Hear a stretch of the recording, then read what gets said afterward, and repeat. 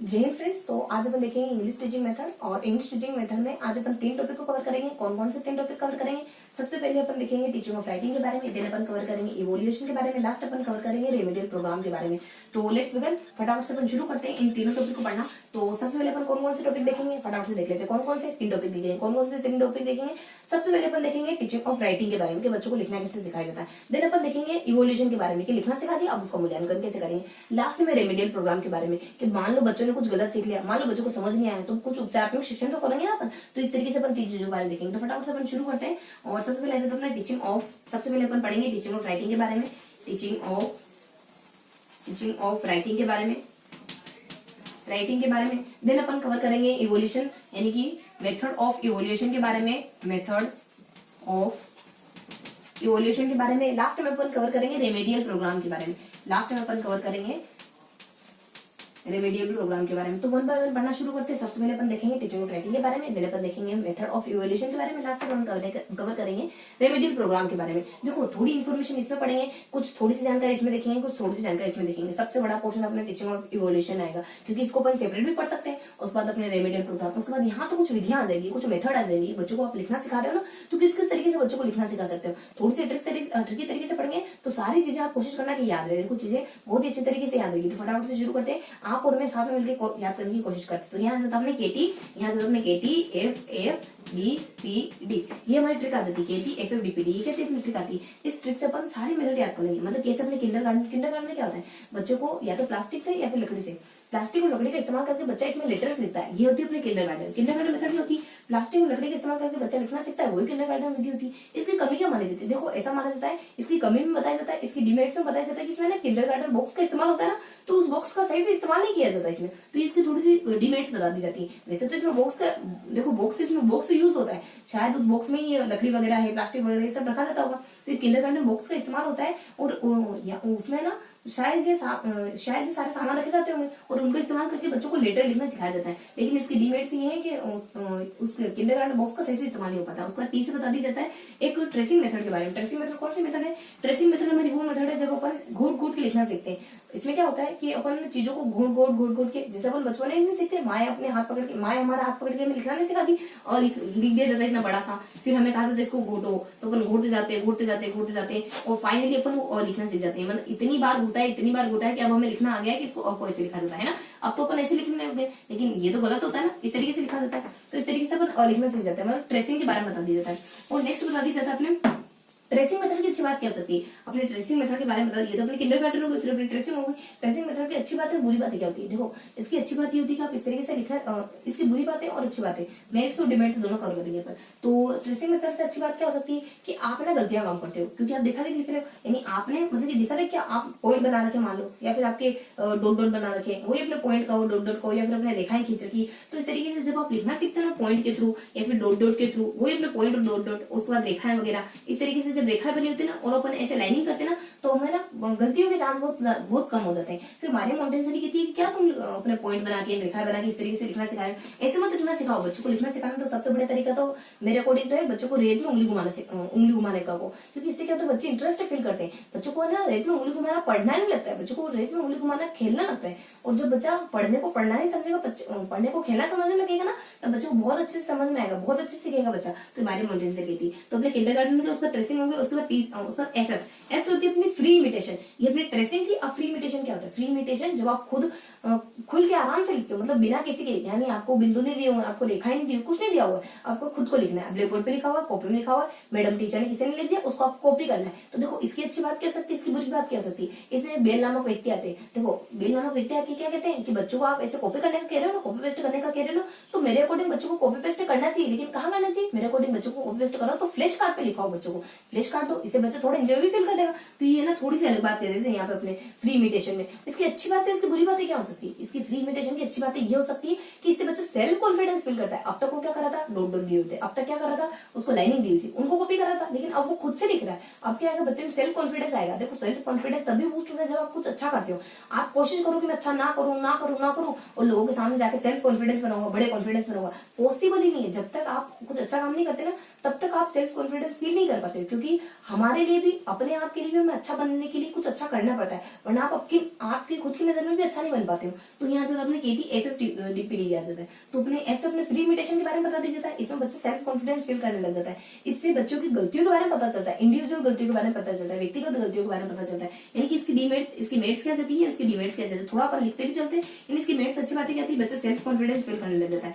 बच्चा सेकेंडली क्या जाता है, बच्चा सेल्फ कॉन्फिडेंस फील करता है। इंडिविजुअल यानी इंडिविजुअल जो डिफॉल्ट होती है, फिर मिस्टेक्स होती है, और इंडिविजुअल डिफॉल्ट के बारे में बच्चों को जानकारी पता चलती है। उसके बाद इसकी डीमेरिट्स क्या हो सकती है, इसमें ना मिस्टेक बहुत हो सकती है। बच्चा ऊपर देखेगा नीचे देखेगा, ऊपर देखेगा नीचे देखेगा, छोटा बच्चा है तो इसमें गलतियां बहुत कर सकता है, बहुत ज्यादा मिस्टेक कर सकता है। दूसरा बच्चा जब इस तरीके से लिखेगा ना, तो टीचर को भी बहुत मिस्टेक फाइंड करने में दिक्कत आएगी। पूरी कॉपी भर दी बच्चे ने, पूरा पेज भर दिया, अब बच्चे को, टीचर को ध्यान से देखना पड़ेगा कहाँ मिस्टेक करी, कहाँ मिस्टेक करी, कहाँ मिस्टेक करी, तो टीचर को ढूंढने में भी मिस्टेक आएगी। तीसरी बात इसमें मिस्टेक क्या आती है कि इससे बच्चा है ना, एक बार जो गलती सीख जाता है ना, वो आगे तक बहुत लंबे समय तक सीख ही लेता है। एक बार मान लो आपने ट को ठ बना दिया, ट को आपने पूरा राउंड कर दिया, तो बच्चा, छोटा बच्चा है ना, उसके दिमाग में बातें घर कर दी, मतलब उसने एक बार गलत बनाया, अब उसने सीख लिया गलत बनाना, तो बहुत बार आप कितनी भी कोशिश करो ना, बहुत बार वो गलती बनाएगा, क्योंकि उसने फर्स्ट बार जो सीखा ना, वो लंबे समय तक बनाया। देखो अपन साइकोलॉजी में पढ़ते हैं ना, तो साइकोलॉजी में देखो एक फ्राइड का अपने एक मनोविश्लेषण आता है। फ्राइड कहते हैं कि जो बच्चे के शुरुआती जो अनुभव होते हैं, अगर वो अच्छे या बुरे पड़ गए ना, तो आगे की जिंदगी उसी पे डिपेंड करती है पूरी। शुरुआती जो हमारे अनुभव होते हैं ना बचपन के, वो अनुभव बहुत मायने रखते हैं आपके बाद की जिंदगी में। तो इस वजह से बच्चों को शुरुआत में अच्छे अनुभव देने चाहिए। बच्चों को जो शुरुआत में टेबुलर रासा, जो खाली मस्तिष्क नहीं, टेबुलर रासा अपने, चलो अपन बहुत ज्यादा अंदर नहीं जाते हैं, ठीक है। तो अपन यहाँ जाते अपने मेरिट्स और डिमेरिट्स के बारे में बताया जाता है। इसकी अच्छी बातें देख ली, फिर बुरी बातें क्या होती है, मिस्टेक फाइंड करने में बहुत दिक्कत आती है। और एक और मिस्टेक, बच्चे एक बार जो मिस्टेक करना सीख जाते हैं, वो ताउंड नहीं, अपने शैक्षिक टाइम पीरियड में बहुत ज्यादा लंबे समय तक उसको फॉलो करते हैं। उसके बाद बच्चा बहुत ज्यादा मिस्टेक कर सकता है, देखा देख लिख रहा है बच्चा तो मिस्टेक कर सकता है। उसको देखो अपने एम 3 बार हो गया, मिस्टेक। उसके बाद एक अच्छी बात हो सकती है इससे कि बच्चे का सेल्फ कॉन्फिडेंस जरूर बढ़ता है, बच्चे का सेल्फ। लेकिन अपन तो डिमेरिट देख रहे हैं, तो डिमेरिट एक और क्या हो सकती है, इसमें स्पीड स्लो होती है। इसमें क्या होती है, स्पीड स्लो होती है। स्पीड कैसे स्लो होती है कि आप देख के लिख रहे हो, बार बार देख के लिख रहे हो, तो आपकी स्पीड स्लो हो जाएगी। तो ये इसकी डिमेरिट्स और मेरिट्स हो सकती है। उसके बाद अगला बता दिया जाता है, इसमें एक और फ्री देख लिया आपने, फ्री इमिटेशन देख लिया, उसको एक फ्रेंच, ठीक है ना, एक फ्रेंच, देखो एफ भी लिखा होता है बहुत बार, फ्रेंच भी लिखा होता है, फ्रेंच भी लिखा होता है। तो एक फ्रेंच नामक व्यक्ति होते हैं, PRENCH, है ना, PREN, तो इसको फ्रेंच कहेंगे अपन, फ्रेंच। एक शख्स होते हैं, इनके द्वारा कहा जाता है कि आप बच्चों को लिखना सिखा रहे हो ना, ऐसे मत लिखना सिखाओ। बच्चों को क्या है, आप एक शब्द देते हो, फिर आप एक अक्षर देते हो, शब्द तो खुद कहते हैं, आप बच्चों को एक अक्षर देते हो, फिर आप दूसरा अक्षर देते हो, फिर मान लो वर्ण देते हो, मतलब वर्ण और अक्षर देते हो बच्चों को। तो कितनी बेकार तरीका हो गया, मतलब कितने छोटे तरीके से आप बच्चों को लिखना सिखा रहे हो। आपको भाषा सीखनी है, आपको पूरे समुद्र को लांघना है। आप इतना छोटा पोर्शन लोगे तो कब सिखाओगे, भाषा तो बहुत ज्यादा वास्ट है। तो ये कहते हैं कि आप बच्चों को ऐसे मत सिखाओ, आप बच्चों को सीधे शब्दों से इंट्रोड्यूस कराओ। इस तरीके की बात कहते हैं, अपने फ्रेंच बोलते FRENC, है ना, तो फ्रेंच बोलते इस तरीके की बात कहते हैं। और लास्ट में कहते हैं कि बच्चों को ना रेत पर उंगली घुमाने का कोई मारे मोन्टेसरी को फॉलो करते हैं। तो ये अपनी फ्रेंच मोदी की बात आ जाती है। तो एक और एफ क्या हो गया अपने फ्रेंच मोदी हो गए। उसके बाद नेक्स्ट क्या आता है, DPD। देखो डी से क्या होता है, DPD। देखो सबसे पहले ड्रिल वाली, एक पुरानी ड्रिल होती है, एक नई ड्रिल होती है। पुरानी ड्रिल क्या होती है, पुरानी ड्रिल मतलब कि आपको ड्रिल मतलब अभ्यास करना, बार बार अभ्यास कर दूसरे को, यानी जड़मती हो तो जान कर अभ्यास है, जड़मती हो तो जान, वो वाली बात कहते हैं।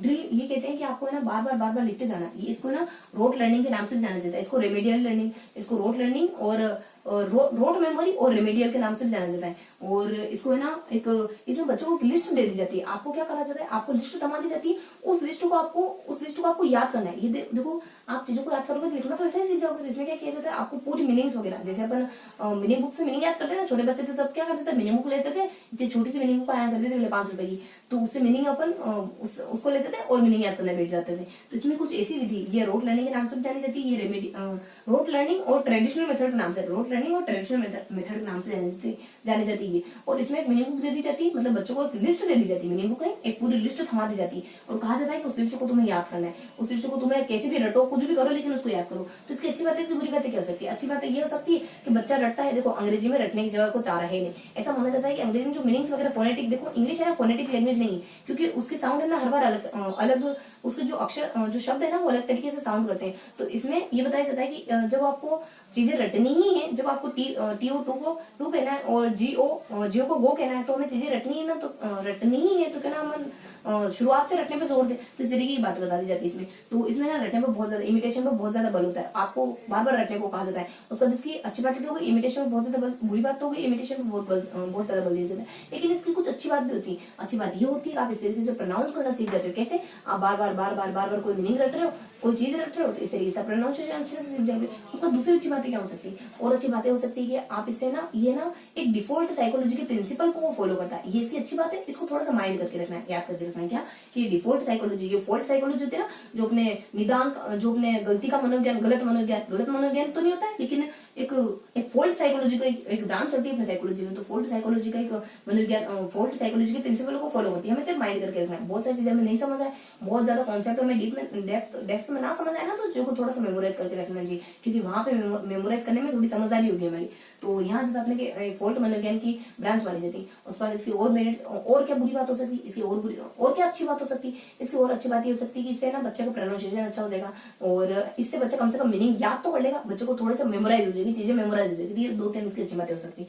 उसके बाद लास्ट इसकी फिर अपने ना एक न्यू ड्रिल होती है। न्यू ड्रिल जो मशीन देखो गलती से मशीन निकल गया, तो अपने एक और न्यू ड्रिल मेथड होती है। एक डी से अपने ओल्ड ड्रिल, उसके बाद एक और डी से अपने न्यू ड्रिल होती है। न्यू ड्रिल में क्या किया जाता है? न्यू ड्रिल में बस थोड़ा सा अंतर है, पुरानी ड्रिल में और नई ड्रिल में थोड़ा सा अंतर है। देखो पुरानी ड्रिल क्या थी, अपने परंपरागत तरीके के नाम से जानी जाती थी, इसको रोट लर्निंग के नाम से पुकारा जाता है। इसमें बच्चों को एक लिस्ट थमा दी जाती है, इसको याद करना रहता है। इससे बच्चे का सेल्फ कॉन्फिडेंस बढ़ता है, मीनिंग याद कर लेता है। इसकी बुरी बातें क्या मानी जाती है? इसमें बुरी बातें ये मानी जाती है कि इसमें बच्चों को पता ही नहीं है कि इस मीनिंग का मतलब क्या है, मतलब नहीं पता, उसका यूज नहीं पता, बस बच्चा रटे जा रहा है। बच्चों को ये नहीं पता इसको इस्तेमाल का करना है, रट रहा है, तो इसका मतलब कितनी बेकार विधि होगी। उसके बाद सेकेंडली जो नई ड्रिल है ना, इस नई ड्रिल की अच्छी बात ये हो सकती है कि दोनों में थोड़ा सा फर्क है। क्या फर्क है इनमें? देखो नई ड्रिल में थोड़ा सा फर्क ये है, या पुरानी ड्रिल में तो आप जब रट रहे हो तो आपका उद्देश्य की योग्यता के आधार पर आपको मीनिंग देगी, बच्चे की योग्यता के आधार पर मीनिंग दिए जाएंगे उसको याद करने के लिए, स्पेलिंग वगैरह, लिस्ट वगैरह।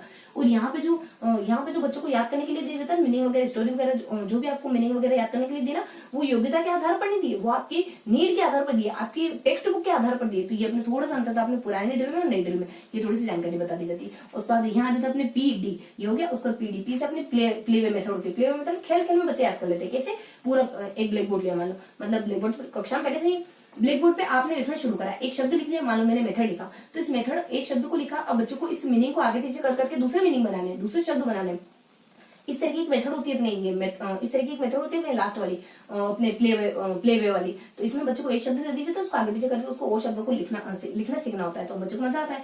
उसको लास्ट में आ जाती है अपनी डिक्टेशन वाली। डिक्टेशन में क्या होता है कि एक जना बोलता है और दूसरा जना लिखता है, मतलब टीचर बोलता है, बच्चे उसको फॉलो करते हैं, लिखते हैं, अनुकरण के द्वारा ये विधि आगे चलती है। और उसके बाद और बात जानकारी बता दी जाती है। भाटिया नामक व्यक्ति होते हैं, वो भाटिया क्या कहते हैं कि मेरे नजर से तो ये विधि बहुत बेकार है, ना तो बच्चों को स्पेलिंग सही सिखा सकती है, ना बच्चों को जो शैक्षिक उपकरण है उसमें सही योगदान दे सकती है। मतलब बच्चों की शिक्षा में, बच्चों को राइटिंग सिखाने में, बच्चों को राइटिंग सिखाने की जो स्किल, राइटिंग स्किल है, उसको इंप्रूव करने में ये कोई खास योगदान नहीं देती। भाटिया इस तरीके कहते हैं। जबकि इसकी डिमेरिट्स क्या है कि इससे बच्चा स्पेलिंग बहुत अच्छी तरीके से सीखता है, क्योंकि डिक्टेशन बच्चा टीचर बोल रहा है, बच्चा लिख रहा है तो बहुत अच्छी तरीके से सीखेगा। तो ये सारी विधियां थी। कौन सी? फटाफट से देख लेते हैं। छोटी छोटी सी विधियां थी जो लिखना सिखाती है हमें। कौन कौन सी विधियां जैसे अपने केटी FFDPD जैसे केस अपने किंडरगार्टन है, जिसमें कहते हैं कि बच्चों को प्लास्टिक से और या फिर लकड़ी से, इन दोनों का इस्तेमाल करके लिखना सीखने दो। उसके बाद यहाँ जाता है अपने टी से बता दी जाता है अपने ट्रेसिंग यानी कि बच्चों को बिंदु दे दो, बच्चों को रेखाएं दे दो, इनको घोटने का कहो, बच्चा लिखना सीख जाएगा। उसके बाद यहाँ जाता है FF के बारे में बता दिया जाता है अपने फ्री इमिटेशन, यानी कि उन्मुक्त रूप से बच्चों को टीपा टापी करनी है। उसके बाद अपने F से फ्रेंच व्यक्ति के द्वारा, इसमें जब बच्चा किताब से, कॉपी से, किसी से देख के लिखता है, ब्लैक बोर्ड से, फ्लैश कार्ड से किसी देख के लिखता है, तो अपने फ्री इमिटेशन कहलाती है।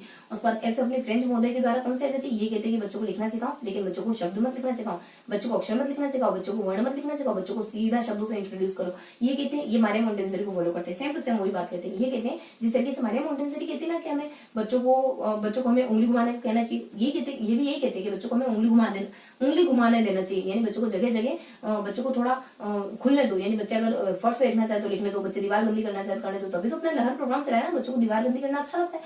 बच्चों को दीवार गंदी करना, यानी दीवार पे लिखना उनको लिखना नहीं लगता है, उनको लगता है वो खेल रहे। जब बच्चों को ये एहसास हो कि बच्चे पढ़ नहीं रहे, बच्चे खेल रहे, तब बच्चा तब बच्चा इंजॉय फील करेगा, और बच्चा जब इंजॉय फील कर रहा है तो खुद उसमें शामिल होगा, खुद उसमें इंगेज होगा। जब हम चीजों में शामिल होते हैं ना तो हमें पता नहीं चलता, जब आप और चीज दोनों एक हो जाना तब समझना कि आप आपका 100% ले लो। तो यहाँ से हमने डीपीडी के बारे में क्या चलता है, सबने ड्रिल आती, पुरानी ड्रिल नई ड्रिल। पुरानी ड्रिल नई ड्रिल के बारे में क्या होता है, पुरानी ड्रिल जो में इसको ट्रेडिशनल मेथड के नाम से भी जानते हैं, इनको रोड लर्निंग के नाम से भी जानते हैं। इसमें एक लिस्ट थमा दी जाती है, इसको याद करना रहता है, सेल्फ कॉन्फिडेंस बढ़ा देती है, लेकिन पता ही नहीं कि क्यों याद करें। जो मीनिंग भी दिया वो स्टैंडर्ड मीनिंग ही नहीं है, अनाप शनाप कोई भी मीनिंग याद करने के लिए दे दी, इस तरीके की होती। नई ड्रिल क्या होती है, नई ड्रिल ऐसी नहीं होती। पुरानी ड्रिल में तो अपनी योग्यता के आधार, बच्चों की योग्यता के आधार पर मीनिंग दिए जाते थे। इस थोड़ा सा अंतर है पुरानी ड्रिल और नई ड्रिल में। योग्यता के आधार पर बच्चों को मीनिंग दिए जाते हैं याद करने के लिए। नई ड्रिल में क्या होता है, नई ड्रिल में आपकी योग्यता के आधार पर नहीं बल्कि आपकी किताब के आधार पर, बल्कि आपकी टेक्स्ट बुक के आधार पर बच्चों को याद करने के लिए दिए जाते हैं। अब टेक्स्ट बुक में जो आए ना उनको सबको याद करना पड़ेगा बच्चों को। उसको अपने पी से क्या जाता है, play way method. Play way method के बारे में क्या बताया जाता है, प्ले वे मेथड के बारे में बताया जाता है कि बच्चों को एक शब्द दे दिया जाता है, पूरे ब्लैक बोर्ड पे एक शब्द लिख दिया। अब बच्चों को उस शब्द को आगे पीछे करना है, उस शब्द में जो अक्षर इस्तेमाल हुए उसको आगे पीछे करना है और खेल खेल में सीखना है। उसका डी से क्या बता दीजिए, अपने डिटेक्शन यानी डिक्टेक्शन, एक जना बोलेगा एक जना लिखेगा, मतलब वही अपने टीचर बोलने वाला और बच्चा लिखने वाला। इस तरीके से भाटिया कहते हैं, ये मेरे नजर में तो बहुत बेकार मेथड है, जबकि ये एक्चुअल में स्पेलिंग वगैरह सिखाने के लिए बहुत अच्छी मेथड मानी जाती है। तो ये अपने पूरा कवर करा। इसके बाद में टीचिंग ऑफ राइटिंग के बारे में, टीचिंग ऑफ राइटिंग के बारे में हमने केटी एफडीपीडी ये सारी जानकारी देखी। अब अपन देखेंगे टीचिंग ऑफ इवोल्यूशन के बारे में। क्या देखेंगे अपन टीचिंग ऑफ इवोल्यूशन के बारे में।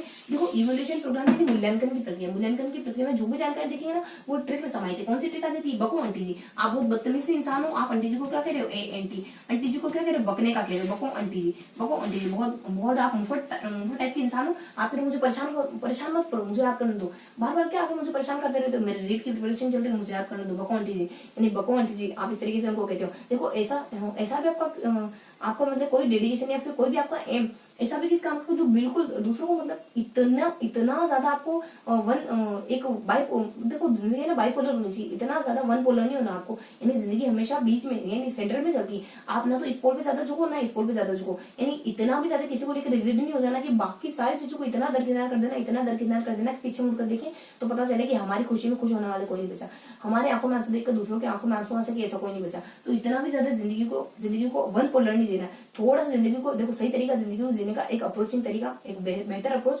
बैलेंसिंग तरीका ही होता है।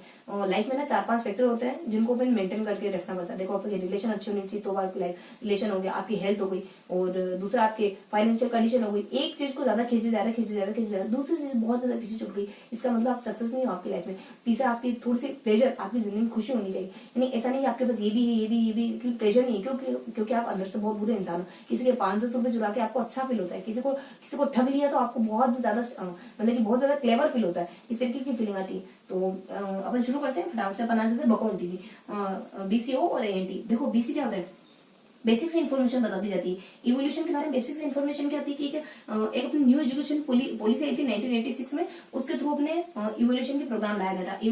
इवोल्यूशन का जो प्रोग्राम है ये क्या है, ये एक बेसिक लेना एक एग्जाम में सुधार है, यानी आपकी एग्जाम प्रक्रिया में सुधार की एक प्रक्रिया है और सुधार की एक प्रोसेस है। उसके बाद नेक्स्ट बता दिया जाता है ये आखिरकार है क्या। तो ये कहते हैं जो अपनी इवोल्यूशन है दो चीजें इसमें शामिल होती है। एक तो कॉम्प्रिहेंशन यानी व्यापकता, एक कंटिन्यूटी यानी C+C इसमें शामिल होता है। कॉम्प्रिहेंशन का मतलब क्या था, व्यापकता है। इसमें आपके जो सारे क्षेत्र और सारे एरियाज वो कवर होने चाहिए। कौन कौन से, देखो कॉम्प्रिहेंशन को अपन थोड़ा सा पढ़े ना तो इसमें आ जाता है अपने स्कोलास्टिक और को स्कोलास्टिक। यानी स्कोलास्टिक यानी स्कूल से जुड़े शैक्षिक, उसका को स्कोलास्टिक मतलब सहशैक्षिक।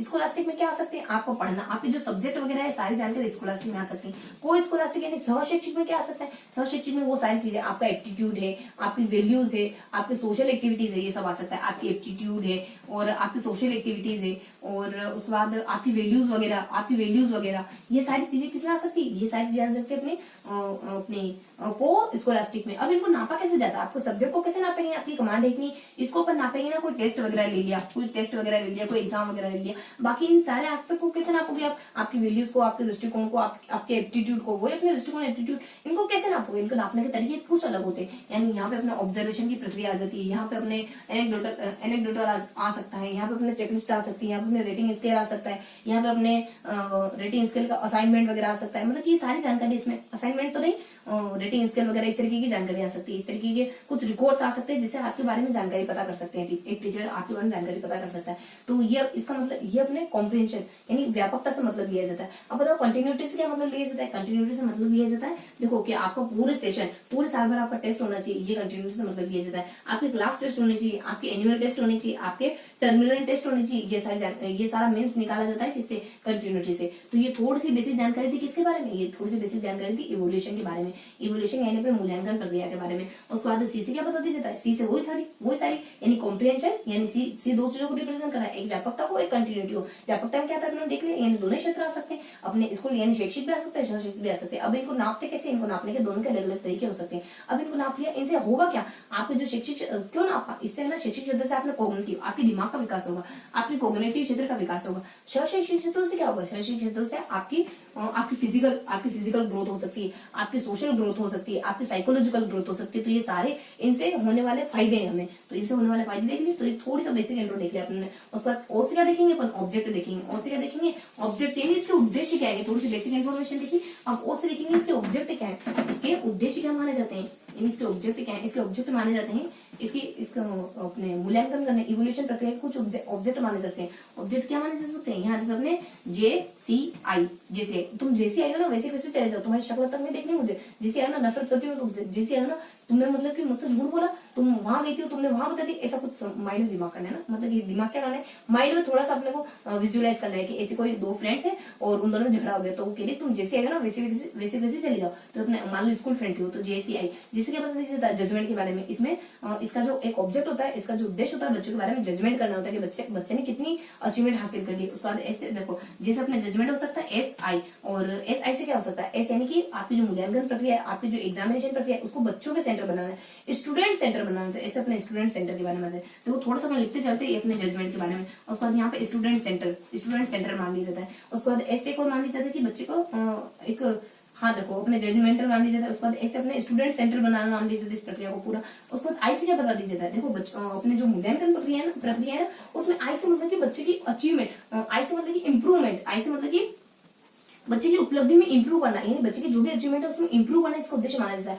आई से मतलब कि इंटीग्रेटर, यानी ये जो प्रक्रिया है ये इंटीग्रेटर मानी जाती है, इंटीग्रेटर मानी जाती है। यानी कि जो पूरा जो हमारा मूल्यांकन है ना, ये एक पार्ट है, इंटीग्रेटेड पार्ट है एग्जामिनेशन का, यानी एग्जामिनेशन के भीतर समाये हुए हमारे मूल्यांकन की प्रक्रिया। तो कुछ थोड़े से उद्देश्य होते हैं हमारे। JCI जिसे मतलब कि जजमेंटल, यानी बच्चे को जज करना। उसके बाद JCI ऐसे बता दिया जाता है अपने को। यहाँ अपने देखो ऐसे स्टूडेंट नहीं देखो, ऐसे तो अपने वो बताया जाता है कि ऐसे ना एक स्टैंडर्ड फॉलो करना, बच्चे को जो मतलब सीखने का जो स्टैंडर्ड है ना, उसको मेंटेन बनाए रखना, ये भी हो सकता है। और यहाँ पे बच्चों को स्टैंडर्ड को बनाए रखना, ये इसका एक एम होता है। और उसके बाद लास्ट में ऐसे बता दिया जाता है इंप्रूव करना, यानी बच्चों का जो एक उपलब्धि का लेवल है उसको थोड़ा और इंप्रूव करना। उसके बाद यहाँ जाता है इंटीग्रेटर मतलब कि ये आंतरिक पार्ट माना जाता है किसका? एग्जाम का। जो अपने मूल्यांकन है ना, वो एग्जाम का ही पढ़ाई का ही आंतरिक पार्ट है। ये सारी इसकी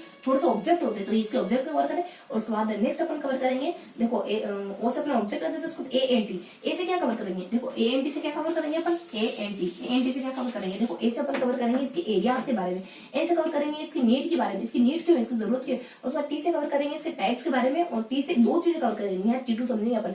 टी से इसके टाइप्स के बारे में भी देखेंगे, टी से इसके एक और जानकारी देखेंगे टूल्स और टेक्निक्स के बारे में। तो ANT ए से बता दीजिए आपने इसके एरिया, देखो इसके एरिया कितने होते हैं, थोड़ा सा अपन इसको कवर करेंगे, तो इसको थोड़ा फटाफट से रफ कर लेते हैं। तो एरिया इसके दो एरियाज होते हैं, एक तो अपना स्कोलेस्टिक एरिया होता है, स्कोलेस्टिक एरिया होता है। उसके बाद दूसरा होता है अपने यहाँ जाता अपने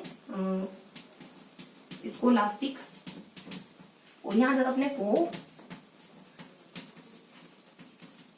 स्कोलास्टिक। देखो यहाँ अपने स्कोलास्टिक एरिया में क्या आता है, आपके जो सारे सब्जेक्ट है ना इसके अंतर्गत आ जाते हैं, आपके सारे सब्जेक्ट इसके अंतर्गत आ जाते हैं। यहाँ पर बेसिकली चार चीजों के बारे में देखेंगे, क्या कि इसमें आता क्या है, और इसके बाद इसके टूल्स क्या हो सकते हैं, इसकी टेक्निक्स क्या हो सकती है, इसके टूल्स क्या हो सकते हैं। उसके बाद टाइमिंग यानी अपन टाइम यानी कब करेंगे। उसके बाद लास्ट अपन देखेंगे बच्चों को ग्रेड कैसे दोगे आप, बच्चों को ग्रेड कैसे दोगे। तो ये कुछ बेसिक से इन्फॉर्मेशन देखेंगे। सबसे पहले अपन देखेंगे यहाँ पे टूल्स और टेक्निक्स सब्जेक्ट है, यानी स्कोलास्टिक में क्या आता है, आपके सारे सब्जेक्ट आ जाते हैं, उनको अपन टूल्स और टेक्निक्स कैसे माप सकते हैं। आप उसको टेस्ट से माप सकते हो, आप उसको एग्जाम से माप सकते हो, आप उसको असाइनमेंट से माप सकते हो, और कैसे माप सकते हैं इनको अपन और क्या बच्चों को क्या क्या दिया जा सकता है असाइनमेंट है। उसके बाद अपने प्रैक्टिकल वर्क है, प्रोजेक्ट वगैरह है, प्रैक्टिकल है, उसका तो अपने प्रोजेक्ट वगैरह है, इन तरीके से अपन इनको माप सकते हैं। टूल्स और टेक्निक्स, और अपने टूल्स भी यही होते हैं। देखो टूल्स और टेक्निक्स जनरली एक ही होते हैं। तरीका क्या होता है, थोड़ा सा विस्तृत रूप में देखेंगे, थोड़ा सा ब्रॉड रूप में तो अपना पूरा उसको तकनीक कहेंगे, थोड़ा सा उसको सीमित रूप में देखेंगे तो उन्हीं को टूल्स कहेंगे। उसका टाइम ये डे टू डे लाइफ में होनी चाहिए, यानी ये जो सब्जेक्ट को आपने मापने का काम है ना, ये डे टू डे, यानी कि आपको हर दिन करना है बच्चों को, यानी डे टू डे लाइफ में होना चाहिए, day to day school life में होना चाहिए। उसको बच्चों को लास्ट में आप लेबल कैसे लगाओगे, आप या तो डायरेक्टली कुछ कह दोगे, या फिर ABC ग्रेड दे दोगे, डायरेक्टली ग्रेड दे दोगे, फिर इनडायरेक्ट तरीके से कैसे, अच्छा, शाबाश, गुड, औसत, एवरेज, ऐसे कुछ इनडायरेक्ट तरीके से आप बच्चों को उसमें लेबल दे सकते हो। तो लास्ट में आप ग्रेड कैसे दोगे, देखो 3-4 बातें कवर करी जाती है, कौन कौन से एरियाज आते हैं, उनके टूल्स कहते हैं, उनके टेक्निक्स क्या होता है, उनका टाइमिंग क्या होता है, उनका टाइम पीरियड क्या होता है, कब को पढ़ना चाहिए, लास्ट में बता दी जाता है उसके ग्रेड के बारे में, यानी बच्चों को आप लेवलाइज कैसे करोगे, इसमें लेवलाइजेशन के बारे में बता दी जाता है। तो यहाँ आपने कुछ इस तरीके की जानकारी बता दी जाती है। और ग्रेड कैसे करोगे बच्चों को, 1 मिनट थोड़ा सा है ना, हाँ, तो बच्चों को अपन ग्रेड कैसे करेंगे, यहाँ आपने आ जाता है कि बच्चों को आप डायरेक्टली कह दोगे, डायरेक्टली आपको ग्रेड वगैरह दे दोगे, या फिर आप इनडायरेक्टली तरीके से बच्चों को अच्छा है, औसत है, एवरेज है, औसत से थोड़ा कम है, औसत से थोड़ा सा ऊपर, इस तरीके से कुछ इनडायरेक्ट तरीके से कह सकते हो। तो अपने को स्कॉलस्टिक एरिया हो, उसको तो अपने शैक्षिक क्षेत्र को, उसको शैक्षिक क्षेत्र में क्या आता है, देखो बेसिकली शैक्षिक क्षेत्र में 3 चीजें आती है। कौन कौन सी 3 चीजें आती है, फर्स्ट में आ सकता है आपके सामाजिक विकास आ सकता है, आपका मनोसामाजिक विकास आ सकता है, आपका शारीरिक विकास आ सकता है, इसके अलावा आपके एक को करिकुलम एक्टिविटीज आ सकती है, मतलब कि सामाजिक, मतलब आपके सोशल एरिया सारे इसमें आ जाएंगे, उसके बाद आपके साइकोलॉजिकल एरिया सारे इसमें आ जाएंगे, आपके फिजिकल एरिया इसमें आ जाएंगे सारे, और उसके बाद आपके लास्ट में आपके एक को करिकुलम एक्टिविटीज इसमें सारी आ जाएगी। और यहाँ बता दी जाता है अपने, देखो साइको की स्पेलिंग कुछ इसी तरीके की होती है ना, पी, यहाँ होती है अपना पी,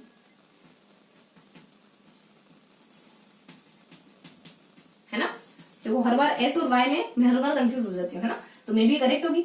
तो हाँ, यहाँ से अपने यहाँ अपने सोशल के बारे में, उसके बाद अपने साइकोलॉजी के बारे में, साइकोलॉजिकल एरियाज के बारे में, उसके बाद अपने फिजिकल एरियाज के बारे में बता दी जाता है, उसके बाद अपने लास्ट में बता दी जाता है अपने एक को करिकुलम एरियाज के बारे में बता दी जाता है। तो ये सारी इन्फॉर्मेशन इसमें दी जाती है, और इसमें अपने इन एरियाज को कवर करा जाता है। अब इन एरियाज के लिए टूल्स और टेक्निक्स क्या हो सकते हैं, इन एरियाज को अगर आपको मापना है ना, तो इनके लिए कुछ अलग तरीके, इनके लिए अलग तरीके क्या हो सकते हैं, या तो आपके एक तो अपने ऑब्जर्वेशन हो सकता है, या फिर आपके इंटरव्यू वगैरह हो सकता है, और यहाँ आपके रेटिंग स्केल वगैरह हो सकती है, तो इस तरीके की इसमें चीजें हो सकती है।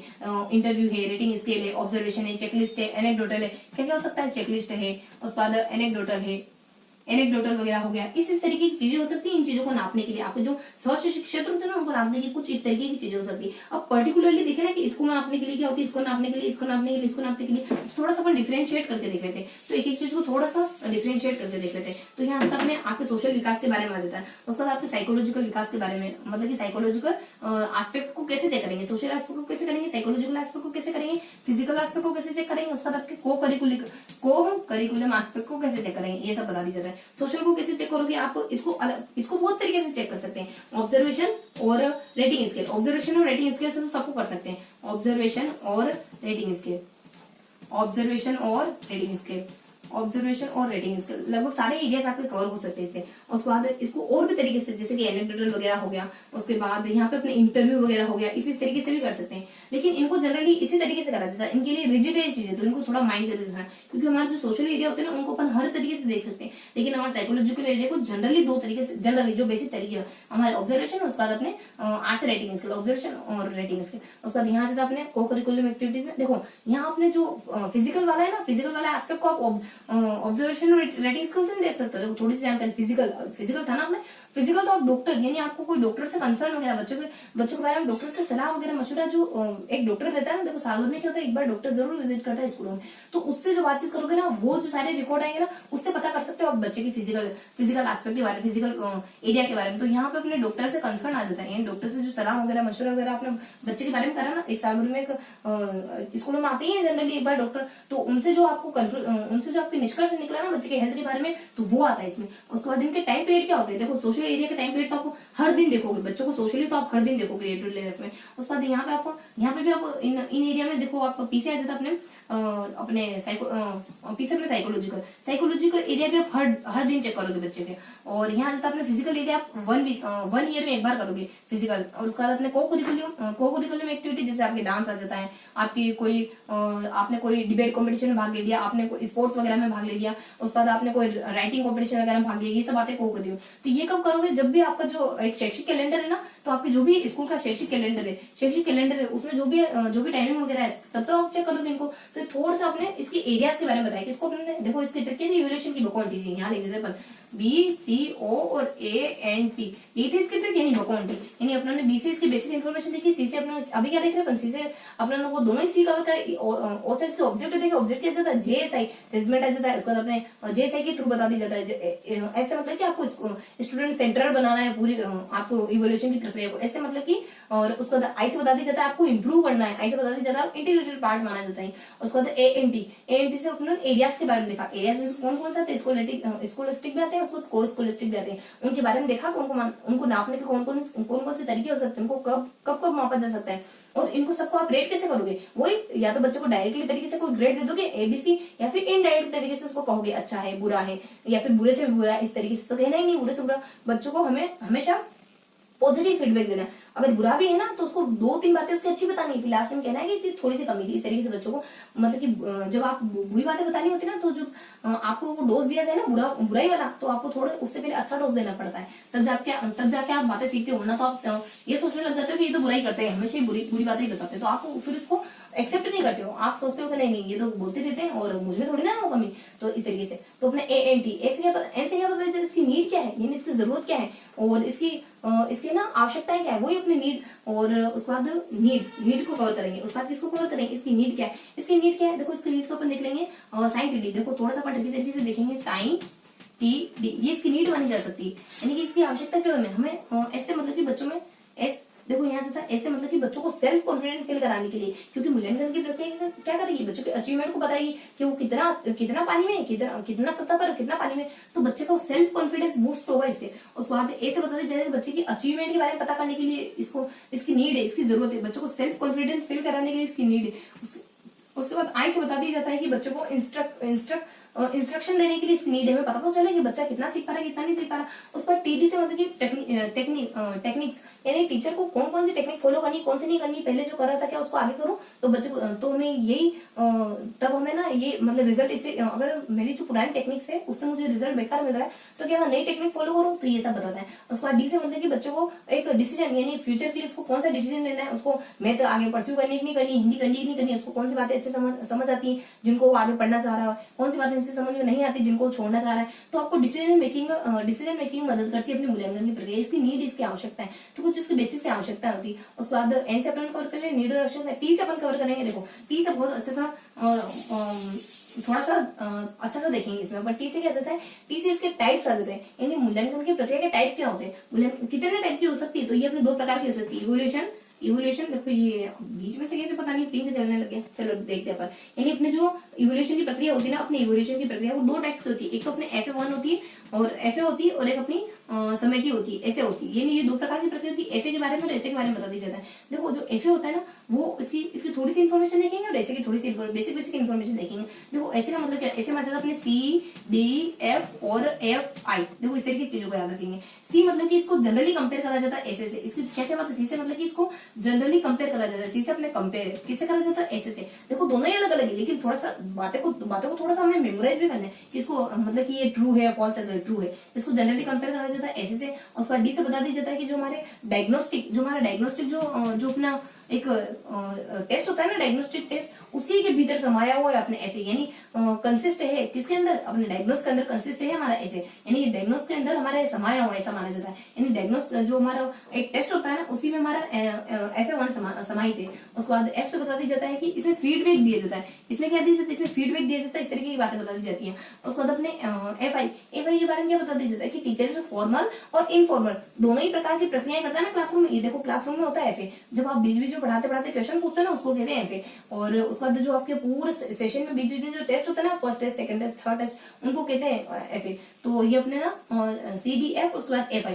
तो यहाँ फीडबैक, ये बच्चों को फीडबैक प्रदान करते हैं, फीडबैक देते हैं। उसके बाद FI मतलब कि जो फॉर्मल और इनफॉर्मल जो सारी प्रक्रिया होती है ना, जो एक टीचर के द्वारा क्लासरूम में करी जाती है, वो सारी प्रक्रिया इसके अंतर्गत आ जाती है। मतलब कि फॉर्मल तरीके से जो भी टीचर एक्टिविटी करता है क्लास में, उसके बाद इनफॉर्मल तरीके से जो भी एक्टिविटी करता है, बच्चों को ऑब्जर्व करता है और बच्चों से इंटरव्यू एंड बातचीत आपस में करता है और चर्चाएं वगैरह करता है, वो भी इसमें शामिल होती है। उसके बाद ऐसे से क्या बता दीजिए, ये एफए से अपने कवर हो गया।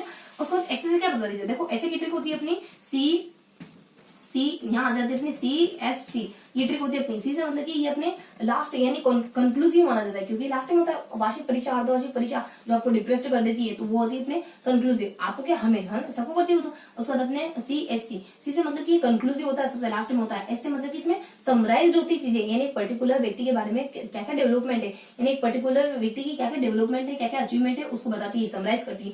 उसको लास्ट में इसमें बता दिया जाता है कि कन्वेंशनल, इसको ना एक परंपरावादी टेस्ट के नाम से, परंपरावादी एग्जाम के नाम से जानते हैं, क्योंकि लास्ट में होती जनरली हमेशा से ऐसा ही तो होता है कि बहुत पूरे साल भर पढ़ो हो, लास्ट में परीक्षा देनी, पता चला लास्ट में हमें कुछ आता ही नहीं, पूरे साल भर कुछ पढ़े नहीं, लास्ट में एक महीने में पढ़ रहे, तो गलत तरीका है ना। तो बीच में परीक्षाएं होनी चाहिए, ताकि आप बीच में पढ़ते रहो, लास्ट में आपको ऐसा डिप्रेशन फील ना हो। लास्ट में फिर बहुत बार ऐसा हो जाता है बच्चे फिर बहुत ज्यादा परेशान हो जाते हैं, तो इस तरीके की कंडीशन ना है। तो यहाँ आपने ऐसे ये देखा आपने एफए के बारे में, और ये देखा आपने लास्ट में देखा आपने मतलब कि सेकेंडली देखा आपने ऐसे के बारे में। तो ये थी थोड़ी सी एफए यानी इसके टाइप्स के बारे में, इसके दोनों टाइप्स के बारे में थोड़ी जानकारी कवर कर ली अपने। और उसका लास्ट से इसके टी से मैंने क्या कहा था, T2 है, T1 नहीं T2, मतलब कि टी की घात 2 है, मान लो, समझो ना। तो टी से मतलब इसके टूल्स और टेक्निक्स क्या हो सकते हैं। देखो इसके टूल्स और टेक्निक्स याद करने के तरीके क्या होते हैं। क्यों दी, अपन रब को पैक करके घर ले लेंगे, रब को यानी ईश्वर को क्या तुमने इडली डोसा बना रखा है जो आप उसको पैक करके घर ले लोगे, लेकिन हम तो कह रहे हैं भाई ट्रिक है हमारी। तो यहाँ से अपने क्यों दी, देखो क्यों दी आ जाता है, उसके बाद अपने रब आ जाता है, RAB रब आ जाता है, उसके बाद अपने पेक आ जाता है, PAC आ जाता है। तो क्यों दी रब को पैक करके घर ले लेगा, तो ये अपने टूल्स और टेक्निक्स हो जाते हैं सारे। ये क्या हो जाते हैं, अपने टूल्स और टेक्निक्स हो जाते हैं। देखो जनरली हाँ, तो ये अपने टूल्स और टेक्निक्स हो जाते हैं। तो देखो टूल्स और टेक्निक्स में क्या क्या आ सकते हैं। क्यू से आ जाते हैं क्वेश्चनरी, देखो क्वेश्चनरी कब करी जाती है, एफए के दौरान क्वेश्चनरी करी जाती है बच्चों से, यानी एफए के दौरान बच्चों से क्वेश्चन करे जाते हैं। और क्वेश्चनरी ना बहुत ज्यादा फ्रीक्वेंट इस्तेमाल होने वाली टूल्स है। और क्या पता चलता है, क्वेश्चनरी आपकी ना डिफिकल्टीज को पता करने के लिए इसको कंडक्ट करा जाता है। तो ये थोड़ी सी क्वेश्चनरी के बारे में जानकारी होती है। उसके बाद नेक्स्ट क्या बता दिया जाता है, क्यू डी से अपने डॉक्यूमेंट के बारे में बता दिया जाता है। जो डॉक्यूमेंट है ना, उसको आप एक रिसोर्स मानते हो, और एक रिसोर्स मानते हो, क्वालिटेटिव रिसोर्स मानते हो। जो डॉक्यूमेंट वगैरह है ना बच्चे के बारे में, जो भी आप डॉक्यूमेंट देख के बच्चे के बारे में जानकारी लोगे ना,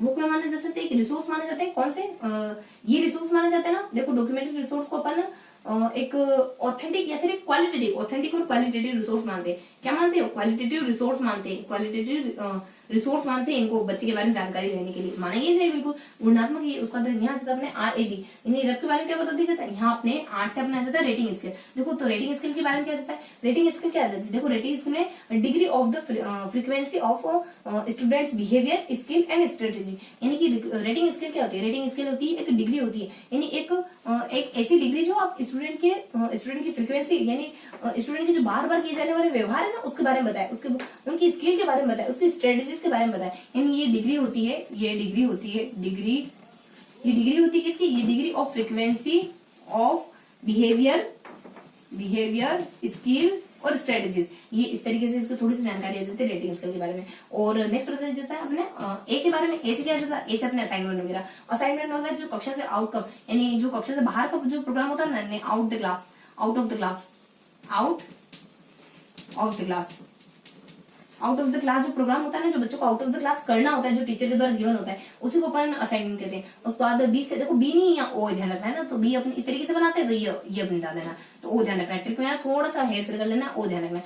और यहाँ जाता अपने ओ से ऑब्जर्वेशन किसको कहते हैं, जब बच्चे को ऑब्जर्वेशन किसको कहते हैं, ऑब्जर्वेशन कहते हैं ना, ऑब्जर्वेशन किसको कहते हैं, जब बच्चों को देखा जाता है, लेकिन मतलब कि बच्चों को या तो कक्षा के बाहर या फिर किसी नेचुरल माहौल में जब बच्चों को ऑब्जर्व करा जाता है, बच्चे पर ध्यान रखा जाता है, तो उसी को अपन ऑब्जर्वेशन कह देते हैं। उसके बाद पी से अपने पी से अपने देखो पी से अपने ना एक पी से अपने एक पी से क्या हो सकता है, ए से एनेक्डोटल, पी से पोर्टफोलियो। देखो सबसे इंपॉर्टेंट है पी से, तो पोर्टफोलियो को तो सबसे अच्छे से लिखते हैं अपन पोर्टफोलियो। ये तो थोड़ी सी बेसिक इन्फॉर्मेशन की बहुत अच्छे से जानते हो आप। क्वेश्चनरी क्या होती है, उसके बाद डॉक्यूमेंट क्या होते हैं, उसके बाद आर्ट्स अपने रेटिंग स्किल क्या होता है, ये भी अपन जानते हैं, degree of frequency of students behaviour skills and strategy.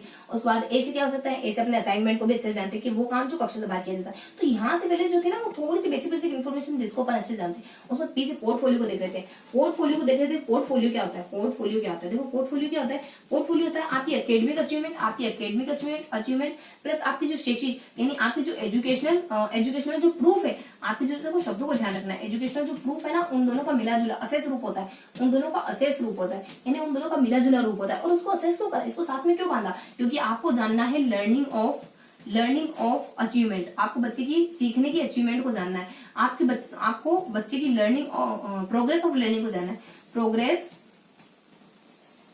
Of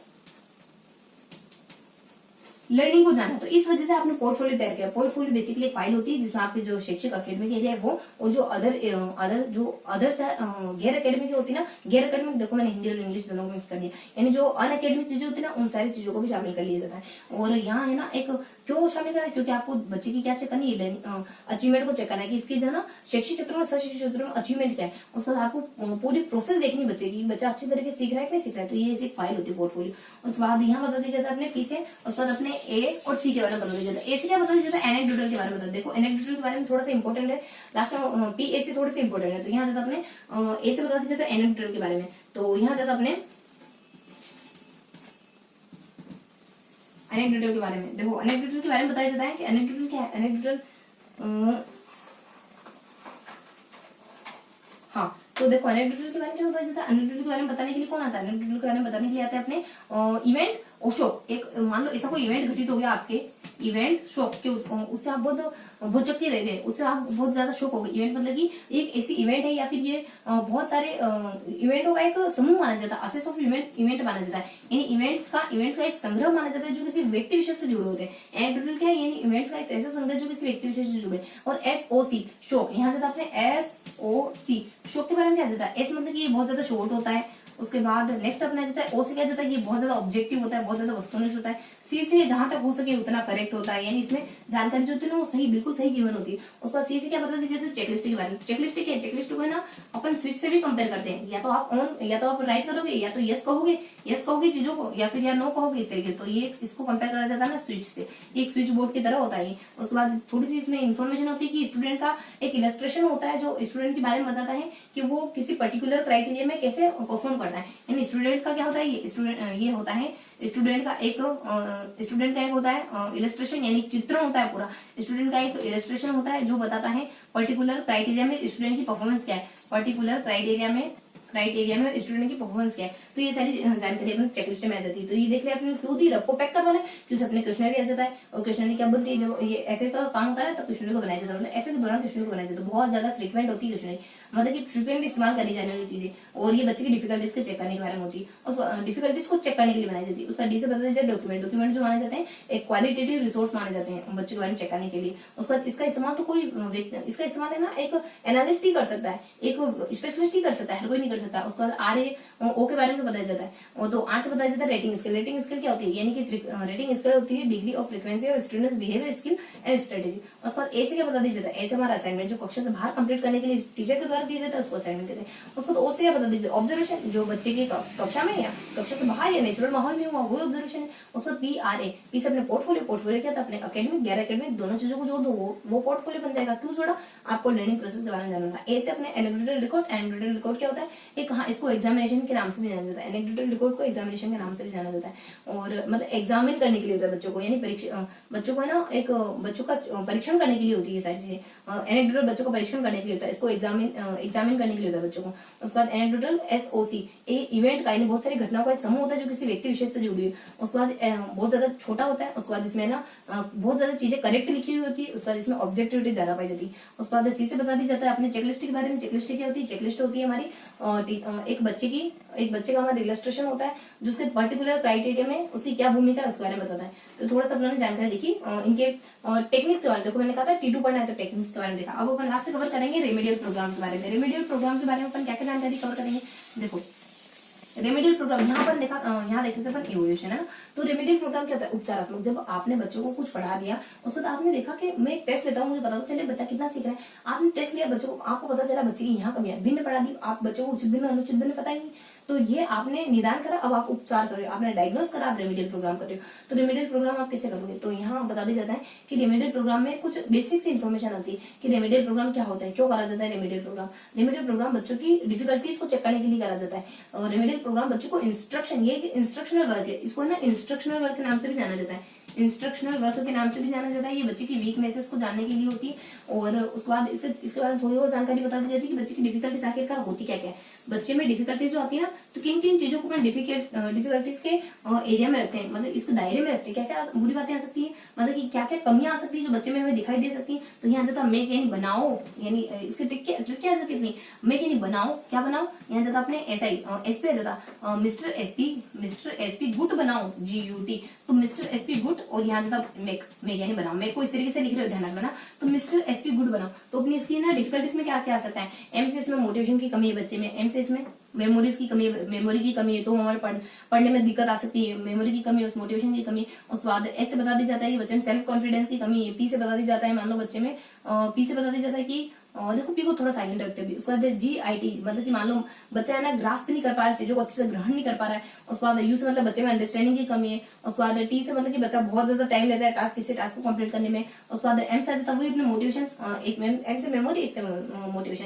उसके बाद ए से मान लो अंडरस्टैंडिंग, बच्चों को समझ में नहीं आती चीजें आसानी से। उसके बाद सी से बता जाता है कॉम्प्रिहेंशन, मान लो बच्चों को समझ में, अंडरस्टैंडिंग में और समझ में दिक्कत है, कॉम्प्रिहेंशन में, और उसके बाद अंडरस्टैंडिंग में दिक्कत आती है। और पी से ऐसे कुछ आता होगा ना जो बच्चे को समझ के दायरे के बारे में बताता है।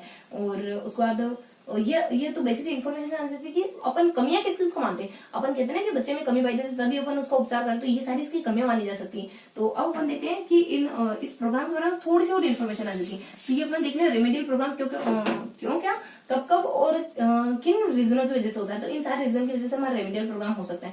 उसके बाद अदर इन्फॉर्मेशन आ जाती है कि रेमेडियल प्रोग्राम की स्ट्रेटेजीज क्या होती है। देखो रेमेडियल प्रोग्राम की स्ट्रेटेजीज क्या क्या हो सकती है, इसकी स्ट्रेटेजीज हो सकती है ना। देखो आप सबसे पहले क्या करोगे, IEP बनाओगे। उसके बाद आप एक और प्रोग्राम बनाओगे, एक और प्रोग्राम मतलब प्रोग्राम का निर्माण करा जाएगा। उसके बाद लास्ट में आप है ना एक बच्चे की बिहेवियर के बारे में देखोगे, तो यहाँ बता दिया जाता है IEP मतलब कि इंडिविजुअल एजुकेशनल प्रोग्राम, यानी आप पर्टिकुलर किसी बच्चे के विकास को करने के लिए कोई प्रोग्राम बना रहे हो। इससे क्या होता है कि बच्चे की डिफिकल्टीज को ओवरकम, इसमें बच्चे की डिफिकल्टीज को ओवरकम कराया जाता है। जो भी डिफिकल्टीज है ना बच्चे के सीखने में, उन डिफिकल्टीज को ओवरकम करने की कोशिश करी जाती है। और उसके बाद नेक्स्ट बता दिया जाता है कि इसमें हमने बच्चे को अपना थोड़ा सा है ना IEP में 3 चीजें होती है। कौन कौन सी 3 चीजें होती है इसमें ना, एक O होता है, एक मतलब कि ODP होता है। इसमें देखो ट्रिक आ जाती है ODP, ट्रिक आ जाती है इसमें ODP। देखो ट्रिक क्या होती है, मतलब ट्रिक्स क्या होती है, ट्रिक्स हमें चीजों का ना डूबते का तिनके का सहारा होती है ट्रिक। यानी जब हमें चीजें याद नहीं आ रही होती है ना तो ट्रिक तरीके से एक बार याद करने की कोशिश करते हैं, फटाफट से चीजें याद आ जाती है। तो यहाँ अपने IEP, आई से क्या होता है, IEP जो प्रोग्राम है उसके अंदर 3 चीजें आती है। कौन कौन सी 3 चीजें आ जाती है, सबसे पहले आप बच्चे की डिफिकल्टीज को पता करोगे, उन डिफिकल्टीज को ओवरकम करने की कोशिश करोगे। उसके बाद अपने और भी कोई 2 इन्फॉर्मेशन आती है इसमें, थोड़ी सी और एक दो और जानकारी आती है कि बच्चे की जो भी कमियां हैं उनको पता करोगे, ठीक है, और बच्चे की उन कमियों को दूर करने की कोशिश करोगे। उसके लिए आप रेमेडियल प्रोग्राम अपनाओगे, ठीक है।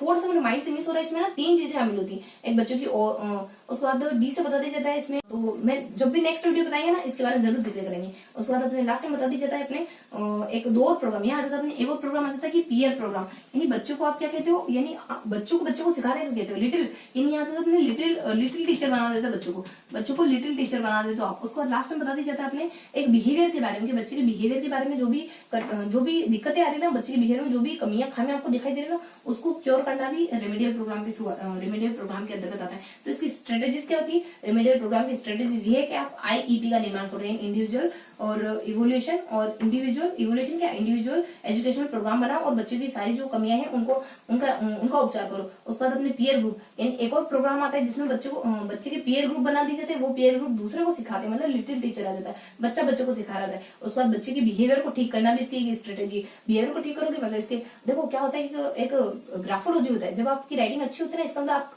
सुलझे हुए व्यक्ति हो, जब आपकी राइटिंग बहुत ज्यादा कीड़े मकोड़े जैसे ना, इसका मतलब आपका व्यक्तित्व भी सही। तो जब आपका बिहेवियर अच्छा रहेगा ना, तो आपकी जो पढ़ाई से जुड़ी हुई समस्या है ना, वो सारी समस्या ऑटोमेटिक हो जाएगी। तो ये थोड़ा सा हमने ये थोड़ी सी स्ट्रेटेजीज देखी कि इन तीन स्ट्रेटेजी से अपन रेमेडियल प्रोग्राम को आगे बढ़ा सकते हैं। और कौन सी अपने वही IEP, उसका अन्य पीयर ग्रुप, उसका आपकी बिहेवियर को ठीक करके, तो ये इसकी स्ट्रेटेजीज होती है। तो आज अपने कवर करा ना इन 3 चीजों के बारे में। कौन कौन सी 3 चीजों के बारे में अपने कवर करा? अपने टीचिंग ऑफ राइटिंग के बारे में कवर करा, उसका अपने मेथड ऑफ इवोल्यूशन को कवर करा, और लास्ट में कवर करा रेमेडियल प्रोग्राम के बारे में।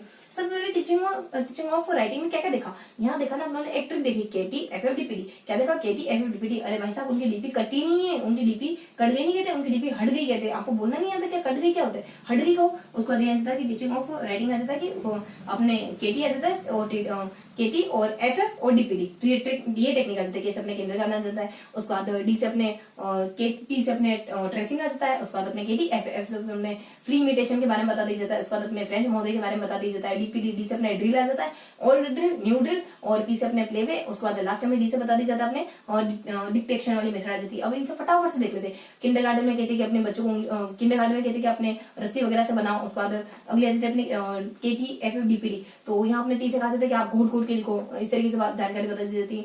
और उसका FF से कहा जाता है कि अपने फ्री इमिटेशन यानी खुद से लिखो, उसका फ्रेंच महोदय के द्वारा तो अपने मायरा माउंटेन से लिखो, कॉपी कर लिया जाता है।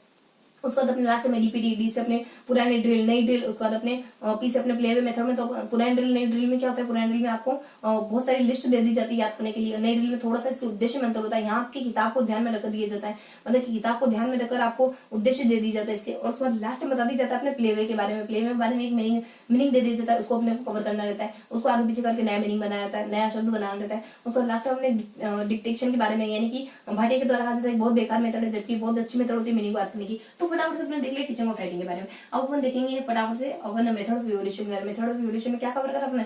बकवांटीजी, बहुत बदतमीज से इंसान क्या करे, बकवांटीजी से इसके बेसिक इन्फॉर्मेशन आ जाती है, न्यू एजुकेशन पॉलिसी आ जाती है।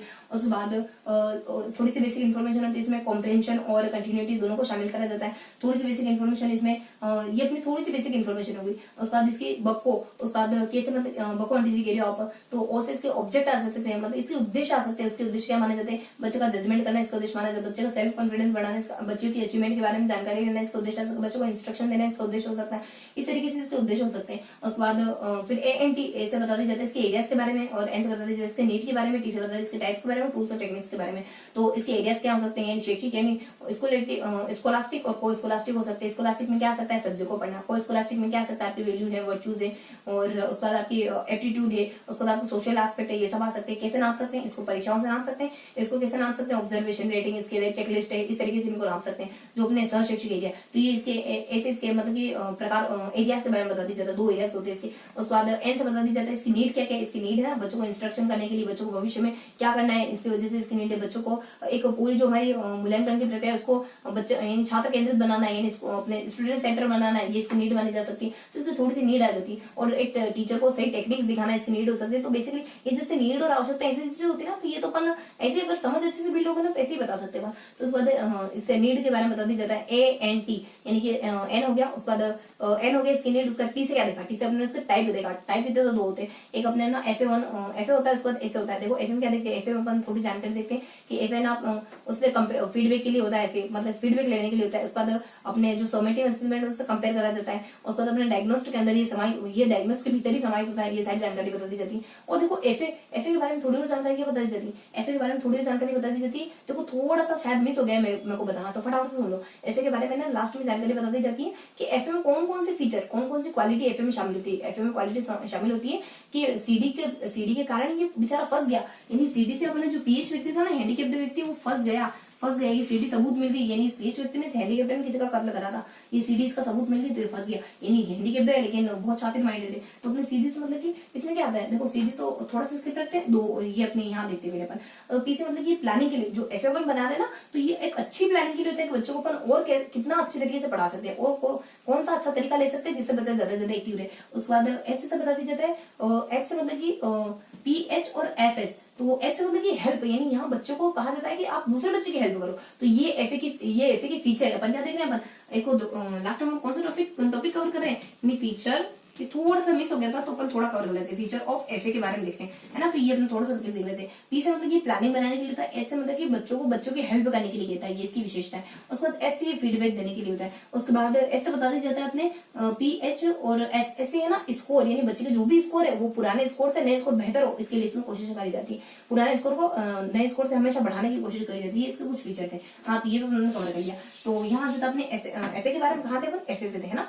उसके बाद ऐसे क्या होता है, ऐसे हमारा होता है सीएससी। सी से मतलब क्या होता है, सी से मतलब कि अपने सबसे कंक्लूसिव माना जाता है। उसके बाद समराइज माना जाता है। उसके बाद कन्वेंशनल माना जाता है, ये सारी इन्फॉर्मेशन। उसके बाद तीसरी टेक्निक्स देखा, टेक्निक्स को कवर करा। टेक्निक्स क्या करेगी अपने टेक्निक में अपने देखा, यहाँ अपने कहते क्यों दी रखो पैक करके घर ले रहे, तो क्यों से अपने क्वेश्चन ले लेता है, डी से अपने डॉक्यूमेंट बता दिया जाता है, और क्यों दी और रखो पैक कर। और उसका RAB मतलब रस अपने रेटिंग स्केल है। उसका ए से अपने असाइनमेंट है, डी से अपने RA और रब आ जाता ना, तो बी से अपने ओ आया था तो ओ से ऑब्जर्वेशन वगैरह। उसके बाद क्यों दी रखो और पैक, पी से अपने पोर्टफोलियो, ए से अपने एनेक्डोटा और सी से अपने चेकलिस्ट वगैरह, ये सब अपनों ने पढ़ा। और लास्ट में रेमिडियल प्रोग्राम के बारे में पढ़ा। थोड़ी सी बेसिक इन्फॉर्मेशन रही। रेमिडियल प्रोग्राम का मतलब है वी, मतलब कि वी से बता दिया जाता है कि बच्चे की वीकनेसेस को जानने का प्रोग्राम रेमेडियल प्रोग्राम। उसके बाद आई से बच्चों को इंस्ट्रक्शन देने का प्रोग्राम रेमेडियल प्रोग्राम। अब कौन कौन सी वीकनेस हो सकती है, बनाओ एसपी, तुम गुड बनाओ, ऐसे पार नहीं पड़ने वाली, वो गली का गुंडा है, वो तुम्हें ऐसी फाइट बिना फाइट करे तुम्हें हरा देगा, तो तुम अगर उसके पास जाओ ना, उससे लड़ने के लिए जाओ ना, तो सिंह मत बनना, गुड बना के जाना, पूरा संगठन बना के जाना, तब जाके उसको हरा पाओगे, तब जाके उसको डिफीट कर पाओगे। इस तरीके की सलाह दे रहे हो किसी एसपी को। तो मैं यहाँ से अपने कि मिस्टर एसपी गुड बनाओ, तो मतलब एम से मतलब की मेमोरी की प्रॉब्लम है आपको, या फिर बच्चा समझ नहीं पा रहा है, या फिर सेल्फ कॉन्फिडेंस की कमी है बच्चे में, या फिर अपने मेक डीपीडी से मतलब बच्चा का मतलब कि चीजों को ग्रास्प नहीं कर पा रहा है, अंडरस्टैंडिंग नहीं है उसमें, और टाइम बहुत ज्यादा रहता है कोई टास्क कंप्लीट करने में, तो ये सारी इसके अंतर्गत आ सकती है कमियां। और इसके लिए अपन क्या क्या स्ट्रेटेजीज बना सकते हैं, बच्चे को बिहेवियर को ठीक करेंगे ये स्ट्रेटेजी बनाएंगे। उसके बाद IEP प्रोग्राम को अपनाएंगे, ये स्टडी बनाएंगे। उसके बाद बच्चों को बढ़ाने का कहेंगे, ये प्रोग्राम ये स्ट्रेटेजीज अपना सकते हैं। तो ये था आज का पूरा सेशन। आई होप आज का जो सेशन था वो आपको पसंद आया होगा। तो फिर मिलेंगे अपन ऐसे किसी अगले सेशन में, तब तक के लिए जय हिंद।